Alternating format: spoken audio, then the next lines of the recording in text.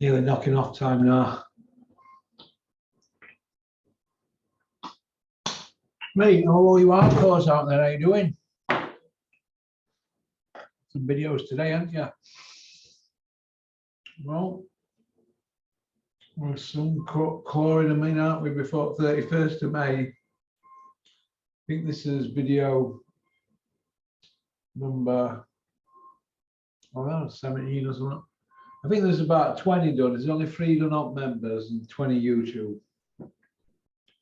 Or 17 YouTube or something. So there's 3 YouTube, 7 now.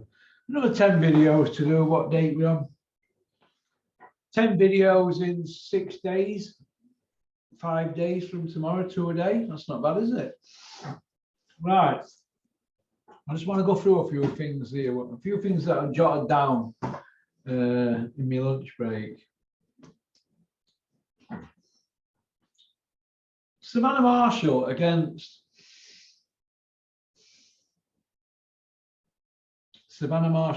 Clarissa Shields. I think it's a good fight. I think it's a really good fight. But all this from Clarissa Shields about if it's not done for September 3rd and all this, it's not going to happen and all this. Look, who are you going to fight, Shields? Hey, well, what are you going to do? All you're going to do is sit at home eating meatloaf, getting a big old fat ass on you. And when Savannah gets a grip of you, she'll punch you upside down, Shields. You know, with a big mouth. Old shelf ass, fridge ass. Right, I think that's a good fight though. So good luck to Savannah. I like Savannah. Team Savannah. Why is Eddie Hearn flabbergasted all over boxing? He's going around the boxing houses in all the boxing websites and magazines this week, flabbergasted about the Ring Magazine pound for pound list. Oscar De La Hoya owns Ring Magazine, doesn't he? Do you think he's going to do Canelo any favours? No, they're not working with him.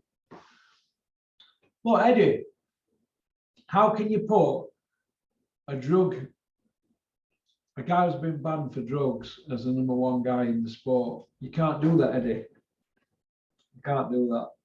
Been defeated twice, Canelo. You could technically say 4 times, couldn't you? Mayweather done him, Bivol done him. He had a couple of other.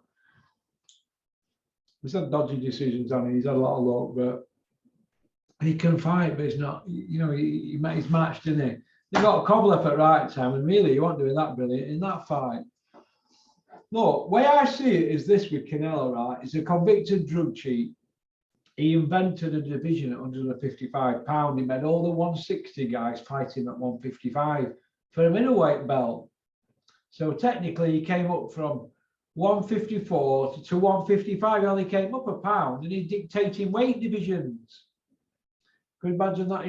Could you imagine that if horse jockeys did that? Oh, I'm just going to get on that horse. I'm lighter than that other jockey. You don't need to put weights on. Could you imagine if that happened in horse racing? Yeah, wouldn't that? So why do boxing fans allow it? Why do we allow it? Why do we allow that ginger cunt Canelo from Mexico to fail drug tests for steroids and invent weight divisions and dictate at middleweight, super middleweight, and light heavyweight the divisions because he can fluctuate between all 3? Why do we allow that? And why do managers let the fighters fight at catch weights against this guy? I don't know. But I'm glad Bivol beat him. So fuck you, Canelo, you ginger prick. I don't like you. You know what I mean? I don't like you at all. You're a drug cheat on a massive scale. You've had it all your own way. And like I've just said there, I think you're there for taking now. What are you going to do? Wait for Beta Beef to get to be about 44? Eh? You thought you had weak link with Bivol and it backfired on you. So, you know what I mean? That's how I look at it. I mean, it's even dragging Triple G up £8. But Triple G won't put that £8 on for a Carl Froch fight, would he, when the fight were on the table? But he will for Canelo, because he's probably going to get paid more. I understand that, but I don't think Eddie covered his son in glory with how he dealt with Not after you beat Groves at Wembley. Whether it were Triple G fight or Julio Cesar Chavez as brat. But get in. The point I want to make is, I don't think Eddie covered his Selling Glory, but this guy here, this Canelo guy, he's just doing what he wants. And everybody who's hanging around him and hanging out the back of him like a bad smell, you all need to give your heads a shake. All right? That's how I look at it. Savannah Marshall against Shield, that's a good fight, isn't it? That's something that you could really get your teeth into, couldn't you? Do you know what I mean? But what does anybody think to Bricktop's interviews last couple of days? I'm quite impressed with the seconds out one. But, you know, we were going on about Anthony Yard and things like that. Eddie really knows it's an hard fight for Boazzi, but if he can make out everybody's scared of Boazzi in press, that's good, isn't it? Oh, we've offered Anthony Yard $1 million, you don't want to fight Boazzi. How can Yard fight Boazzi when he's going to be fighting Beterbiev for 3 belts, end of this year or beginning of next year? 3 belts. Then he can chase after that other belt, can't he? But it's going to be interesting to see what happens moving forward. That's all I wanted to say. That's about it, really.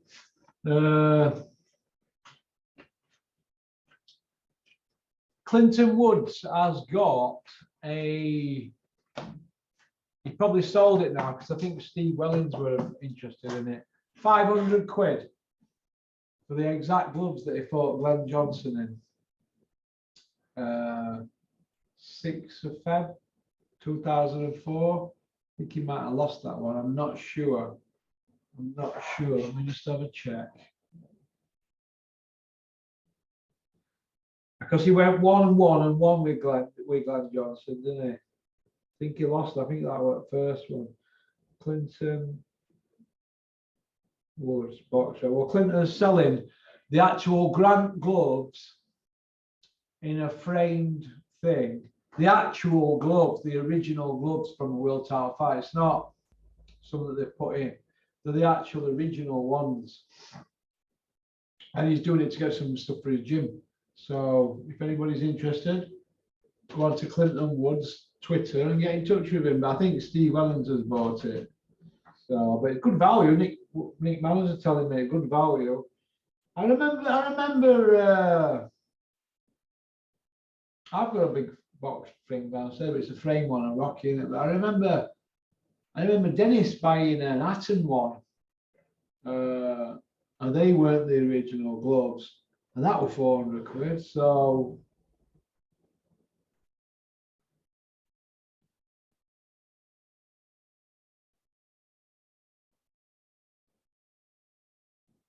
Yeah, lost on points.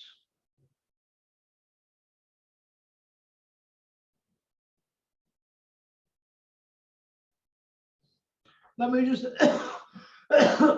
read out this show here Dennis has put on, just to show that I don't always rinse Dennis. Right, listen to this. Clinton Woods against Glenn Johnson for IBF. IBO, Cruiserweight, Carl Thompson, Sebastian Rothman. Mark Krentz against some foreign geezer. Mark Brooks against Simon Colby. Then Femi Hintoli, remember him? Bobby Vanzi. You know, look at fights on here. 1, 2, 3, 4, 5, 6, 7, 8, 9. 10 fights.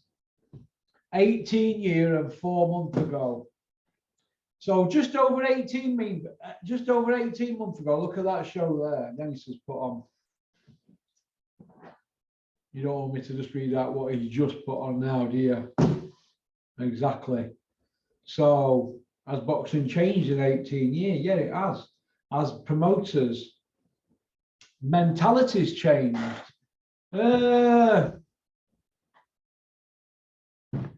Yeah, I think so.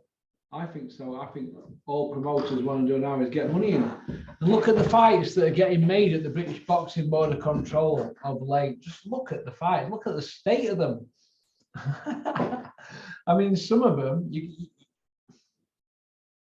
some of the fights are just what you see outside Witherspoon's or Biscuit Billy's in Donny on a Saturday night. 11:30 outside Biscuit Billy's. Get up there, get at it. Get at it. That's what you've got.